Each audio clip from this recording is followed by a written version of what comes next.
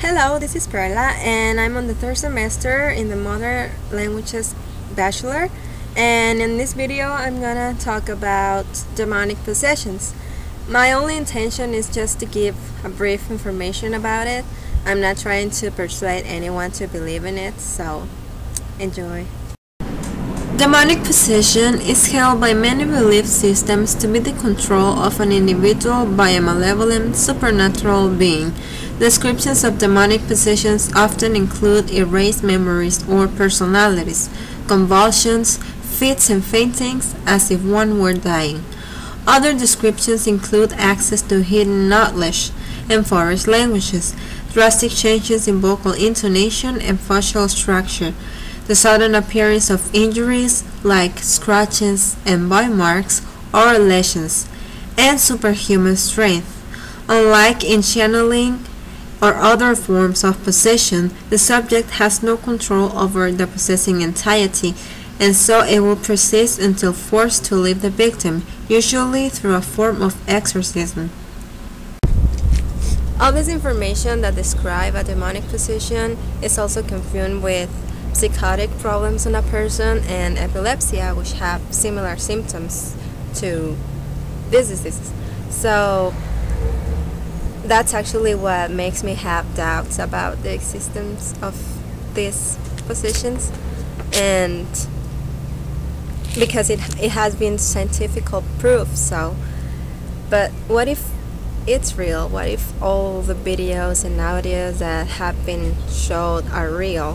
What if all the voices there, the foreign languages that are involved to God and Lucifer, why do they appear? People who scream loudly when any religion artifact is put near them, why do they scream like that? And what if? So now I'm gonna tell you about the story of a German girl called Anneliese Michael, who was born on September 21st, 1952 and died on July 1st, 1976. She was said to be possessed by demons and subsequently underwent an exorcism. The case has been labeled as a misidentification of mental illness, negligence, abuse, and religious hysteria. She was 16. And she suffered a severe convulsion, and she was diagnosed as having epilepsy. Soon, she began hallucinating while praying. In 1973, she suffered from depression and began to hear voices telling her that she was damned and would rot in hell. Anneliese went on a pilgrimage to San Damiano with a good friend of the family, Thea Hein, who regularly organized pilgrimages to holy places not officially recognized by the church. Because Anneliese was unable to walk past a crucifix and refused to drink the water of the holy spring, her score concluded that she was suffering from demonic possession. Both Anneliese and her family became convinced she was possessed and consulted several priests, asking for an exorcism. The priest declined, recommended continuation of medical treatment, and informed the family that exorcism required the bishop's permission. Eventually, in a nearby town, they came across Viscount Ernst Alt, who, after seeing Anneliese, declared that she didn't look like an epileptic and that he didn't see her having seizures. He believed she was suffering from demonic possession. Once convinced of her possession, Anneliese, her parents, and the exorcist stopped seeking medical treatment and put her faith solely in the hands of exorcism rites. 7 exorcism sessions, 1 or 2 each week, lasting up to 4 hours, were performed over about 10 months in 1975 and 1976. On July 1st, 1976, Anneliese died in her home. This story is performed in the film The Exorcism of Emily Rose, if you know.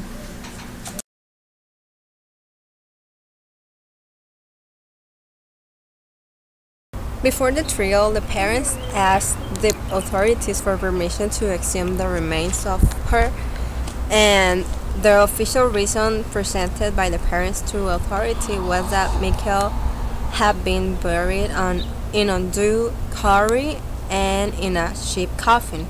Almost 2 years after the burial, on 25th February 1978, her remains were replaced in a new old coffin lined with tin. The official reports state that the body bore the signs of consistent deterioration. The accused exorcists were discouraged from seeing the remains of Mikhail. Father Arnold Rent later stated that he had been prevented from entering the mortuary. That's it.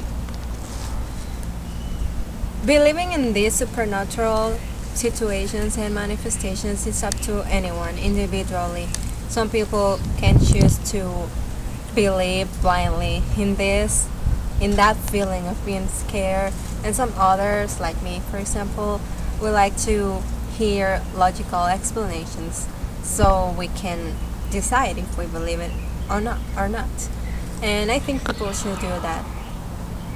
But because like myself, even though I want